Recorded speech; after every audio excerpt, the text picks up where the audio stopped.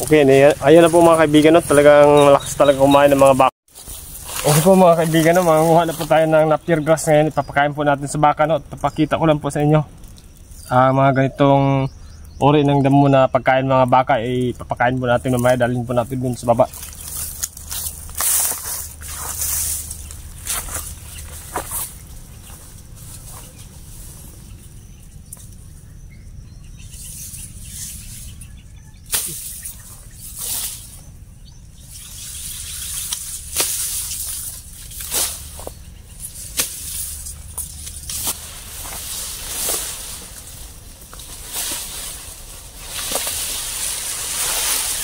Ito na po pala mga kaibigan, ang napier na nakuha po natin.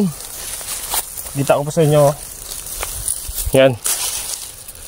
Ilang buwan ko pa ito tinanim, ngayon ay mapapakinabangan na po natin, no? Ang mga tanim po natin na napier. Sa mga gusto pong magtanim ito ay maganda to para sa mga alagang hayop natin, no? Para pag gusto nating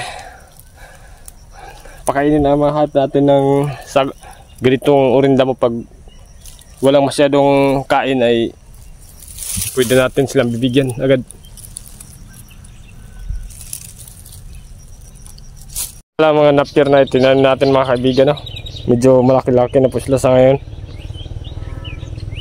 Nagtanim po tayo ng mga napier para may pakain po tayo sa mga hayop natin.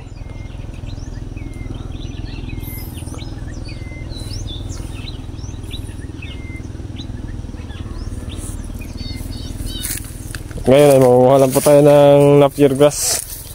Pakain po natin sa baka.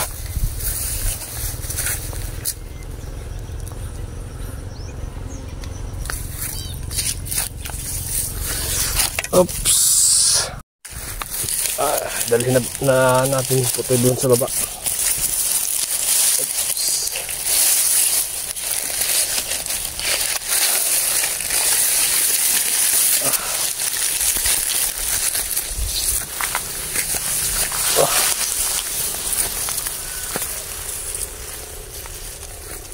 Dalhin po natin ito dun sa baka. Pakain lang po natin ng baka.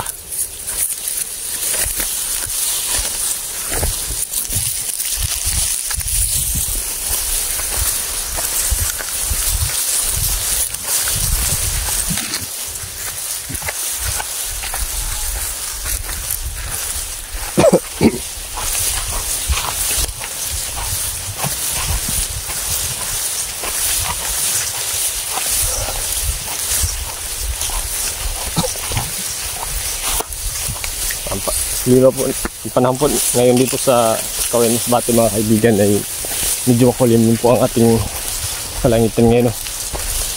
Yan, no? Maganda nga po ito na uulan para mabuhay yung mga damo at pati ng mga kapalanan.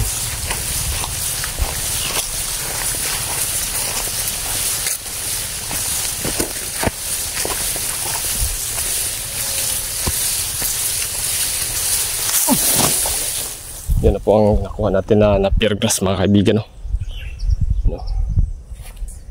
Pakain po natin ito mamaya sa mga baka.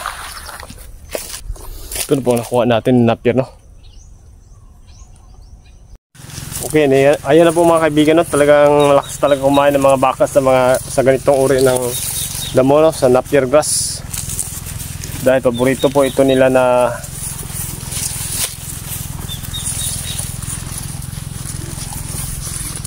damo, no?